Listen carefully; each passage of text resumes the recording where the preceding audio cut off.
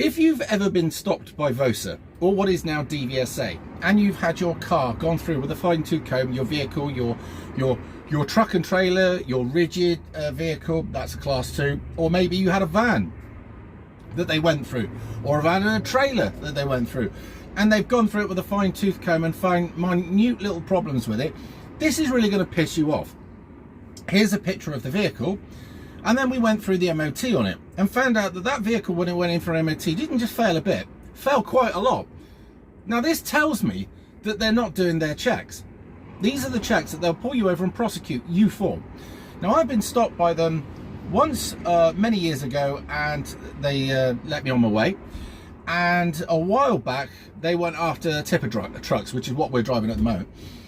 And they pulled me and another one of our trucks and then went through the tyres. Now there's lots of tread all the way over, but what you'll have is where we go onto site, there's bits of metal that stick up, will sometimes go into the tread, but you don't know how far and you can't see. Now a normal look at these tyres will say that they're fine, and when they stop, they went through with this device that opens it right up and will expose the cord, and then they failed 5 tyres on my vehicle and 5 tyres on the other. And I said, well, if these tyres are bad, how come you're not prosecuting me?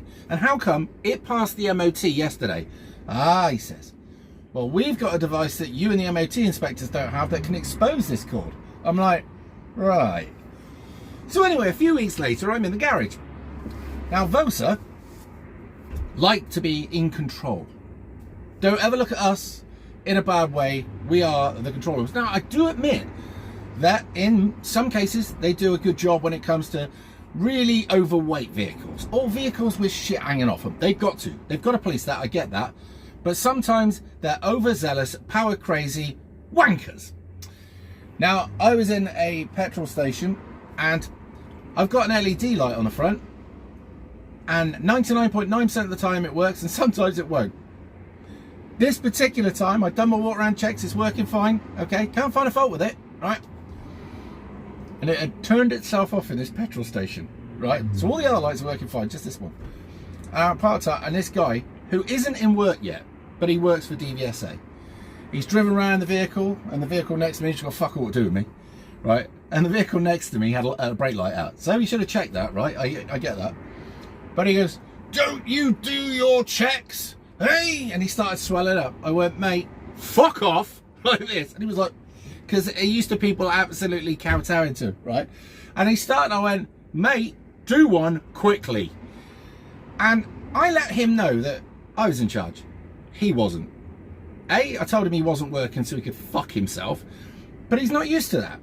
But the problem I've got with that now is that person, when it sees me, will want to get revenge, because that's the way they're made. So this is my way also of pointing out that you lot are far from pure. You lot make mistakes like anybody else, and clearly miss doing your walk around fucking checks like you should do. I mean, we've seen one before with the MOT out on it. Now I'm not entirely sure whether DVSA or DVSA as they are now are the same as the police, who do their own MOTs, all right? So I can't say for sure whether that actual vehicle was out of MOT or whether it falls under a different category. With this vehicle, it would have failed MOT every or any MOT going. It just shows you that these organisations, they're not always right, and they need to do a lot better. But if you're a bloke who owns a haulage firm or a woman, whatever, and you end up pissing one of these people off and they go through your vehicle and they've just cost thousands, then you're going to be really pissed off about this. Anyway, bit of food for thought. I'll admit that if you're driving a truck that's not up to scratch, you need to get it right, okay? But there are sometimes things that happen when you're en route, okay? Or these things that go through the tyres that I'm not sure about at the moment. But they love it. The other day, right, I'll tell you this, there's a site that we're going on. And when you go on there, it's so horrendously bad, right, that you have to literally go flat out, right? Because the mud's so thick that if you don't go flat out at it, you'll sink like a brick and stop. Many trucks were. Now, on this site is no water. On this site the truck wash thing that washes your wheels and sprays the side of the vehicle was conveniently broken down. So what happened? We're coming out of the road onto the main road, and you've got to lift the body up, check for stones between your wheels, and clear your lights off. Some blokes didn't. Vosa had them down the road, and they just kept going and going. And so what actually happened was the operators went, seeing as there's no way of you organising that truck wash, right, or the wheel wash, whatever, so at least we could get the stuff off the truck, and Vosa are hanging around the corner, we're not going to do the work, and pull the trucks. I heard there was one site that Vosa showed up to and all the trucks just didn't show up for 2 days. No work got done until Vosa fucked off.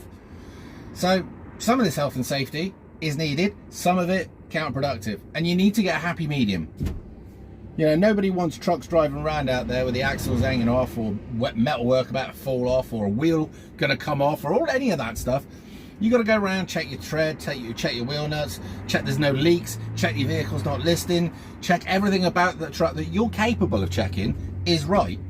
Once that's agreed, then you can move on. But if you do a rough job like this during the day, I could be between sites and something go wrong. They'll pull you over, and they'll fucking nail you for it. Anyway, I just thought I'd give you a heads up. I'll see you in a bit.